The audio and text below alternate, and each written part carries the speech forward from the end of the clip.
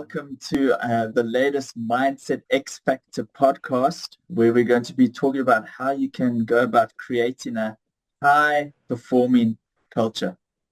We got with us today Dave Boreham, the Executive Chairman and founder of MCA Training International, who will be sharing his insights and experiences on how to create a high-performing culture.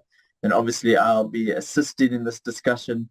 Myself, Raynor Boreham, as the CEO of MCA Training International. So thank you again for joining us. Again, just a reminder, please subscribe to whatever channel you're listening to us on, whether it's Spotify, YouTube, whatever it might be. Please subscribe if you enjoy it, and also share it with your friends, share it with your colleagues, all those that you feel that could benefit from what we discuss in these podcasts. We've got a lot of good topics coming in the future, so please don't miss out on those, and make sure that you subscribe and get those notifications and so on. So, Dad, obviously we're going to be talking about what a high-performing culture is, how to create one. But I think the first question that I'd like to know is what is a culture? How would you define a culture? What is it? I think, Raynor, the easiest way to define a culture, it's the one that everybody sort of uses, is the way we do things around here.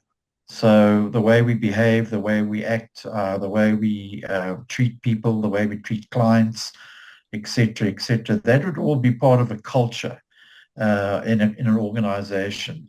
So just for simple definition, it's just the way we do things around here. Okay, I like that. And often, I think the first thing that you sort of worry about is if the way you're doing things around here aren't getting the results you want. I think that's a clear indicator that perhaps culture isn't right. So I think, how would you go about then changing a culture? So, because I mean, we get asked this question quite often. We get asked to go into organizations to help them change a culture that they feel isn't Yeah, working because they're not happy with the yeah. way they're doing things around here. What is the starting point? What's the best way to go about changing this culture that isn't working for you?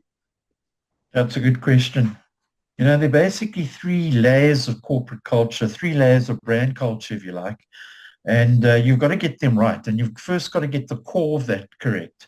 So you've got to get the center. The core is what supports everything at the end of the day.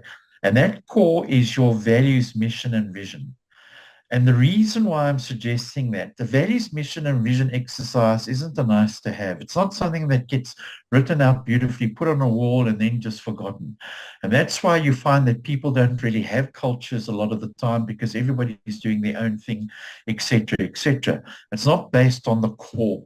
Once you get your values, mission, and vision right, and you get buy into that values, mission, and vision, that has a huge impact on the second layer of corporate culture. It's like throwing a stone into a pond of water or a pool of water.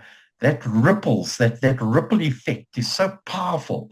And it is the same with getting the core right. When you get the core right, it ripples into the second layer of corporate culture, which is, as I've just mentioned, the behaviors, the attitudes, the habits that we create within the organization. In other words, the way we do things in our organization.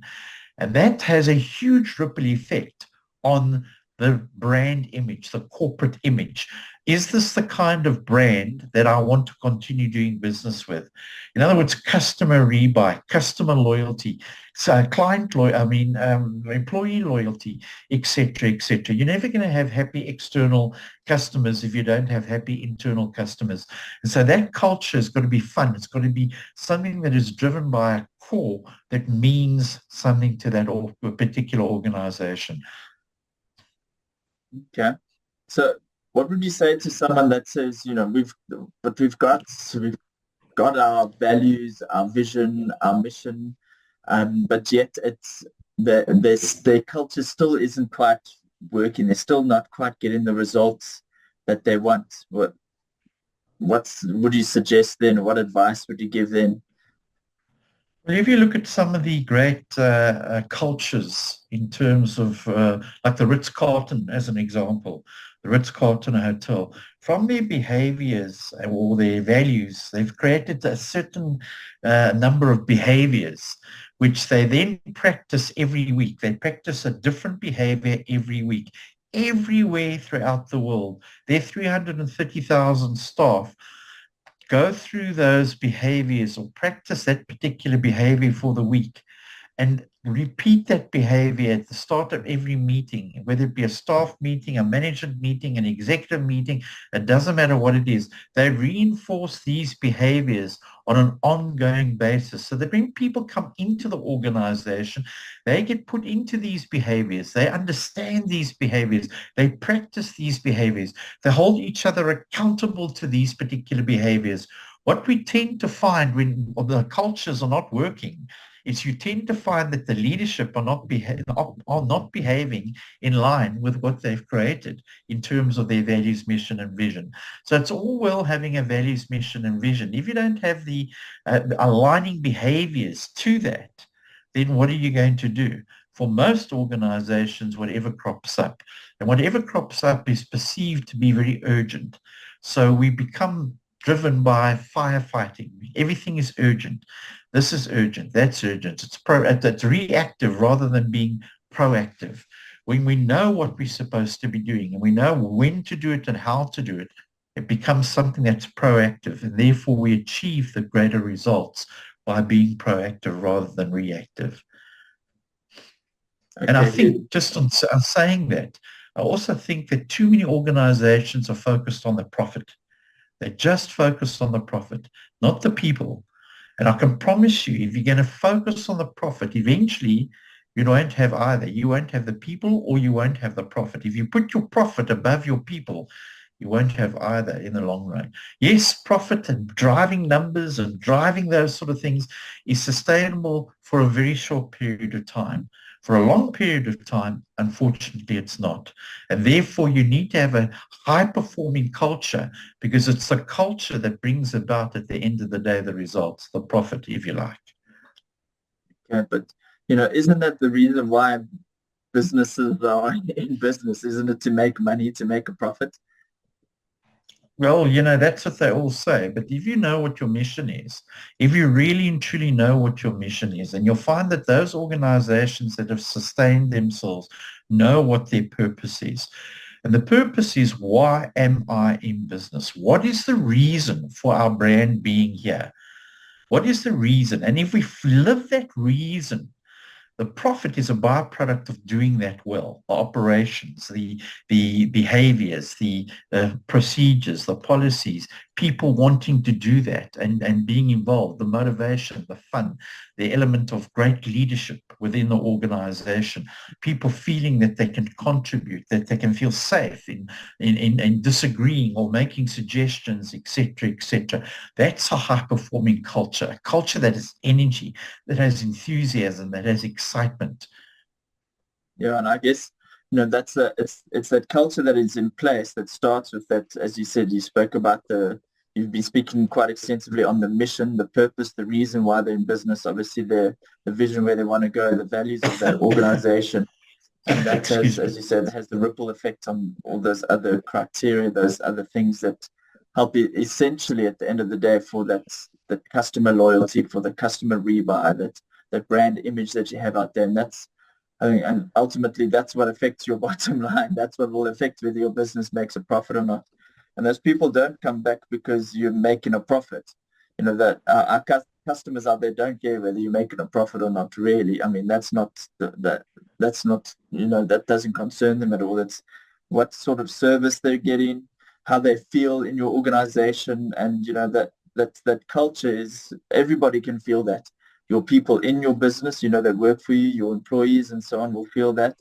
But more importantly, your customers will feel that. And I think that's the major issue and the biggest red flag when your customers aren't feeling and aren't really enjoying the vibe, the culture within your organization. And that's gonna, rather scare them away rather than to attract them to come back.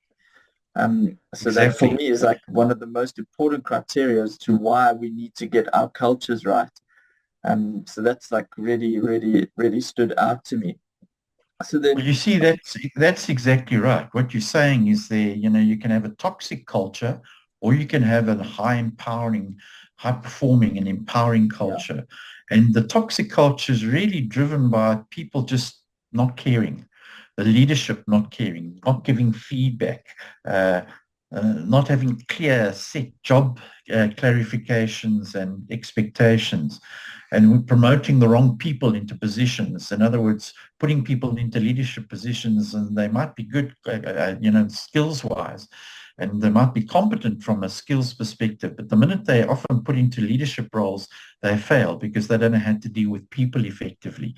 And then when they hold too many meetings and all the red tape, when you fail to support growth for people, uh, when you let toxic managers and leaders stay in the organization rather than getting them off the bus, so to speak, when you allow micromanagement, things like that, when you don't manage workloads very well and so on, and when you allow favoritism in the workplace, all these sort of things create what we call a toxic culture, when we're not paying people what they deserve and what they're worth, etc., those sort of things. So it's really important that we make sure that the cultures that we want are driven by the core that I explained yeah, earlier on, because that's the most important crux, and that's a leadership responsibility. good. Yeah, it definitely is. So like I can, what I'm getting from you is that, and again, it's the, again, if the people in the business are too focused on the numbers, like the profit and the other numbers and those sorts of things, and they sort of neglect and disregard the people in the organization. The funny thing is that those numbers are definitely going to suffer. I think it was Sir Richard Branson who says, take care of your internal customers first, meaning your employees, and then make sure that they are happy, and they will ensure that your external customers are happy. And then ultimately, when your staff and everybody's happy with the workplace and the work environment and the culture, and they're aligned and they're connected to that in a very big way, their actions, their habits, their attitudes, the way they behave every single day, especially to your customers, is going to be greatly affected, and either negatively or positively. Okay, and you're going to make Correct. sure that you're sort of helping those people first. So focus on developing your people, making them happy, and the byproduct of that is that your profits, your numbers, your productivity, etc., will grow because of that. 100%. 100%. That's why leadership is so critical. And when you have, in fact, a Gallup survey actually indicated that 70% of people believe that cultures are the responsibility of leadership. And they are at the end of the day. They are. But it's also everybody else's responsibility. But if the leader is not living those behaviors, if the leader is not doing the things that they're supposed to be doing, etc., the people couldn't be bothered. There's no trust. And trust is the foundation that holds it all together at the end of the day. Yeah, definitely. Well, thank you so much, Dad. I think, the key takeaways here for me is that if we want to get our culture right, we need to first look at the very core, as you say, the values, the vision and the mission of our organizations. That has an effect on the attitudes, the habits, and the behaviors of our people. And when those things are right, then the way that our customers see the organization, so that brand image, that customer loyalty, and bringing that customer back will be greatly impacted because of that. So thank you so much. I think there's no vagueness or ambiguity on how important it is to get our cultures right and to create a high-performing culture. If we don't, and we're not getting the results that we want, and perhaps our companies and our organizations and our teams aren't living up to the potential that we know that they can achieve, maybe that's an indicator to us that we need to look at, our culture. How are things going? How are we doing things around here? Because maybe it's not the right things that we are doing. So we need to have a look at maybe changing that. So thank you so much for sharing your insights into Yeah, you're that. welcome. You're welcome. It's been great. Thank you. It's been Thanks, Raynor. very beneficial. So again, if you've liked what you've heard today, thank you again once more for joining us today. Please make sure that you subscribe to whatever platform you're listening to us on. Make sure you enable the notifications so that you don't miss out any future episodes, and please share it with your friends, with your loved ones, whoever you feel that could benefit from our discussions on this podcast. Please remember to take care of yourselves and have a wonderful day. Cheers.